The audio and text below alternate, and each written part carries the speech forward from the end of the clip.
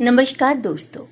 आज की मेरी कहानी है मनुष्यों के साथ अच्छा या बुरा क्यों होता है।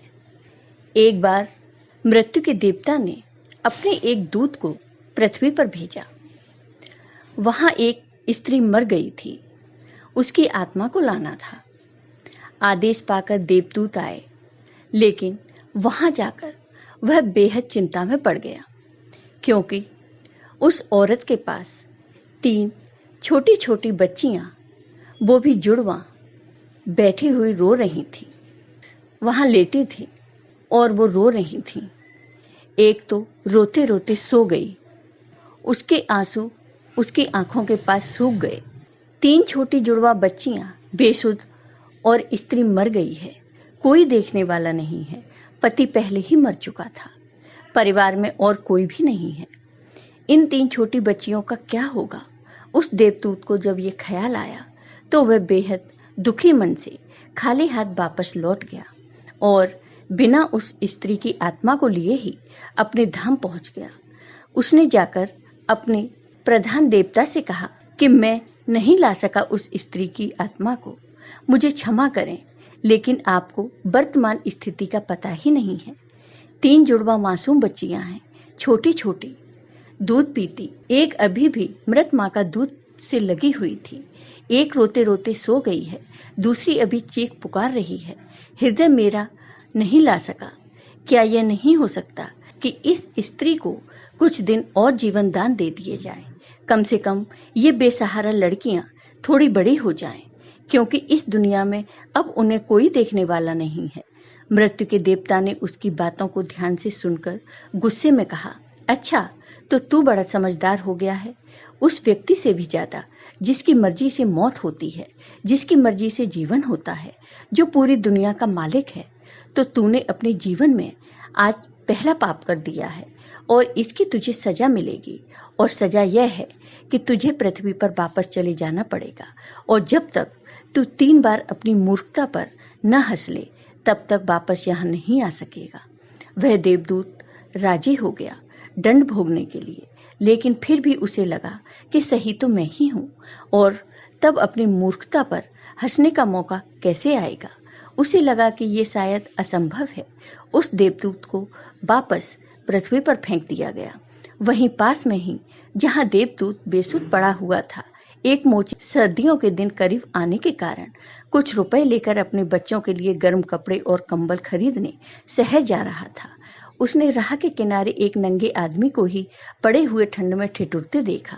यह नंगा आदमी वही देवदूत है जो पृथ्वी पर फेंक दिया गया था। उस मोची को देवदूत की हालत देखकर दया आ गई और उसने कुछ सोच विचार कर बजाय अपने बच्चों के लिए कपड़े खरीदने के, उस देवदूत के लिए कंबल और कपड़े खरीद लिए। देवदूत के पास न खाने के लिए कुछ था और न ही रहने का कोई ठिकाना। उस पर तरस खाकर मोची ने कहा कि तुम मेरे साथ मेरे घर चलो, और अगर तुम्हें देखकर मेरी पत्नी नाराज भी हो जाए तो बुरा मत मानना, क्योंकि बच्चों और परिवार के कपड़े खरीदने के पैसे मैंने तुम पर खर्च कर दिए। इसे जानकर पत्नी जरूर नाराज होगी, लेकिन फिर कुछ दिनों बाद सब ठीक हो जाएगा। उस देवदूत को वह अपने साथ अपने घर ले आया, लेकिन न तो मोची को देवदूत की सच्चाई पता था और न ही उसकी पत्नी को। जैसे ही देवदूत को लेकर मोची घर में पहुंचा, उसकी पत्नी एकदम पागल सी हो गई, बहुत नाराज हुई, बहुत चीखी चिल्लाई। मोची के घर के माहौल को देखकर देवदूत पहली बार हंसा। उसे हंसते देख मोची अचरज में पड़ गया और उसने कहा, हंसते क्यों हो भाई, क्या बात है? देवदूत ने गंभीरता से कहा, मैं जब 3 बार हंस लूंगा तब सब तुम्हें बता दूंगा, लेकिन फिलहाल मुझसे कुछ मत पूछो। दरअसल देवदूत पहली बार इसलिए हंसा क्योंकि उसने देखा कि इस मोची की पत्नी को पता ही नहीं है कि मोची एक देवदूत को अपने घर लाया है, जिसके आते ही घर में हजारों खुशियां अपने आप आ जाएंगी और उनके सारे गम दूर हो जाएंगे। लेकिन आदमी देख ही कितनी दूर सकता है। पत्नी तो इतना ही देख पा रही है कि उसने एक कंबल और बच्चों के कपड़े नहीं खरीदे। जो खो गया है वह देख पा रही है, जो मिला है उसका उसे अंदाजा ही नहीं है। घर में देवदूत आ गया है, जिसके आते ही हजारों खुशियों के द्वार खुल जाएंगे। इसलिए देवदूत हंसा। उसे महसूस हुए अपनी मूर्खता, क्योंकि मोची की पत्नी अपने भविष्य को नहीं देख पा रही है जो उसके साथ होने वाला है बहुत जल्दी ही, क्योंकि वह देवदूत था। कुछ दिनों में ही उसने मोची के सब काम सीख लिए और फिर उस देवदूत के बनाए जूते इतने प्रसिद्ध हो गए कि मोची कुछ महीनों के भीतर ही धनवान हो गया। साल होते होते तो उसकी ख्याति पूरे प्रदेश में पहुंच गई कि उस जैसा जूता बनाने वाला कोई भी नहीं, क्योंकि वह जूते देवदूत बनाता था जो बेहद खूबसूरत हुआ करते थे। सम्राटों और राजाओं के जूते वहां बनने लगे। मोची के घर धन की बरसात होने लगी।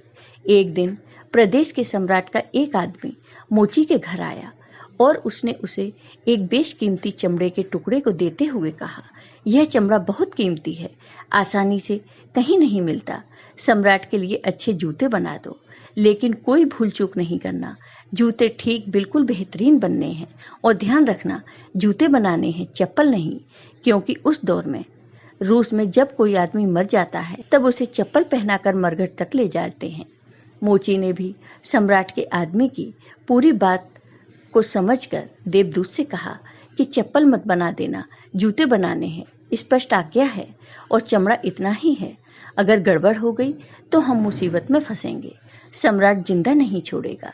लेकिन पता नहीं उस देवदूत के दिमाग में क्या आया कि उसने एक चप्पल ही बना दी। बाद में जब मोची ने देखा कि चप्पल बने हैं तो वह क्रोध से आग बबूला हो गया। वह डंडा उठाकर उसको मारने के लिए तैयार हो गया कि तू हमारी फांसी लगवा देगा और तुझे बार बार समझा कर कहा था कि चप्पल बनाने ही नहीं है, फिर भी चप्पल किस लिए? देवदूत फिर खिलखिलाकर हंसा। उसे देखकर मोची हैरान हो गया। तभी वही आदमी सम्राट के घर से दोबारा भागता हुआ आया। उसने कहा, जूते मत बनाना, चप्पल ही बनाना, क्योंकि सम्राट की अभी अभी मृत्यु हो गई है।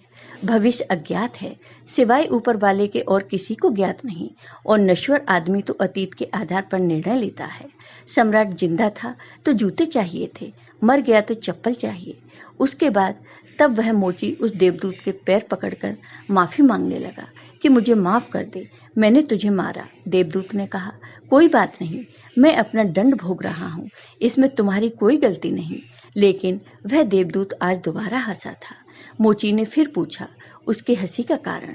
उसने फिर कहा कि जब मैं 3 बार हंस लूं तब बताऊंगा। दरअसल वो देवदूत दोबारा हंसा, सिर्फ इसलिए कि भविष्य किसी को ज्ञात नहीं है, फिर भी लोग असीमित आकांक्षाएं, ईर्ष्या, घृणा, द्वेष रखते हैं, जो कि पूरी तरह व्यर्थ है। फिजूल की लालसा व लोभ करते हैं, जो कि कभी पूरी नहीं होती। हम याचक की तरह मांगते हैं, जो कभी नहीं मिलता, क्योंकि कुछ और ही मिलना तय है। हमसे बिना पूछे हमारी नियति घूम रही है और हम व्यर्थ ही बीच में शोरगुल मचाते हैं, चिंता करते हैं, परेशान होते हैं। चाहिए चप्पल और हम जूते बनवाते हैं।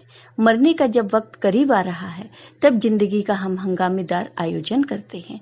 सिर्फ वर्तमान समय ही हमारा है, लेकिन हम भूत और भविष्य के बारे में दिन रात सोचकर बेमतलब की चिंता में मरे जा रहे हैं। अब उस देवदूत को लगने लगा कि वे बच्चियां, मुझे क्या पता भविष्य उनका क्या होने वाला है। मैं बेमतलब का उनके बीच में आया, क्योंकि होनी तो बहुत पहले से तय है। कुछ दिनों बाद एक तीसरी घटना घटी कि एक दिन 3 लड़कियां उस मोची के यहाँ पहुंची। उन तीनों लड़कियों की शादी हो रही थी, इसलिए वे तीनों अपने लिए जूतों के ऑर्डर देने वहां आई थी। एक बूढ़ी महिला भी उनके साथ आई थी, जो बहुत अमीर दिख रही थी। देवदूत उन्हें देखकर पहचान गया। ये वही 3 लड़कियां हैं जिनको वह उनके मृत माँ के पास छोड़ आया था और जिनकी वजह से वह दंड भोग रहा है। वे सब वर्तमान में बहुत स्वस्थ और सुंदर दिख रही हैं। उसने जानना चाहा कि क्या हुआ, उनके साथ यह बूढ़ी औरत कौन है। तब उस बूढ़ी औरत ने सब कुछ बताना शुरू किया। उसने कहा, ये तीनों बच्चियां मेरी नहीं हैं। इनके जन्म के दौरान भूख और अभाव के कारण माँ के शरीर में दूध नहीं था और ये 3 बच्चियां जुड़वा। इनकी माँ इन्हें दूध पिलाते पिलाते ही मर गई। जब मैंने इन्हें देखा तो मुझे इन अनाथ बच्चियों पर दया आ गई। मेरे कोई बच्चे नहीं थे, इसलिए मैंने इन तीनों बच्चियों को गोद ले लिया। बूढ़ी महिला ने अपनी बात को आगे बढ़ाते हुए कहा कि अगर आज भगवान की कृपा से इनकी माँ जिंदा रहती तो भी शायद ये तीनों बच्चियां गरीबी, भूख, दीनता और दरिद्रता में बड़ी होती। माँ दुर्भाग्यवश भले ही मर गई हो, फिर भी ये तीनों बच्चियां बहुत बड़े धन, वैभव व संपदा में पली और अब मेरे बाद सारी संपदा की ये 3 मालकिन हैं। फिलहाल इन तीनों का एक सम्राट के परिवार में विवाह हो रहा है। देवदूत फिर तीसरी बार हंसा और विस्तार से मोची को उसने पूरी घटना बताई। उसने कहा, भूल मेरी थी, नियति बड़ी है और हम उतना ही देख पाते हैं जितनी समझ है, लेकिन जो कभी नहीं देख पाते बहुत बृहद विस्तार है उसका। मैं अपनी मूर्खता पर 3 बार हंस लिया हूँ। अब मेरा दंड पूरा हो गया और अब मैं वापस जा रहा हूँ। उसके बाद देवदूत को अपनी गलती का एहसास हुआ और वह वापस अपने धाम लौट गया। तो दोस्तों, कैसी लगी आपको ये कहानी? अगर आपको ये कहानी पसंद आई हो तो लाइक कीजिए, शेयर कीजिए और मेरे चैनल को सब्सक्राइब कीजिए। साथ ही बेल आइकॉन पर क्लिक जरूर कीजिए, जिससे हमारे वीडियो के नोटिफिकेशन आपको मिलते रहें। धन्यवाद दोस्तों।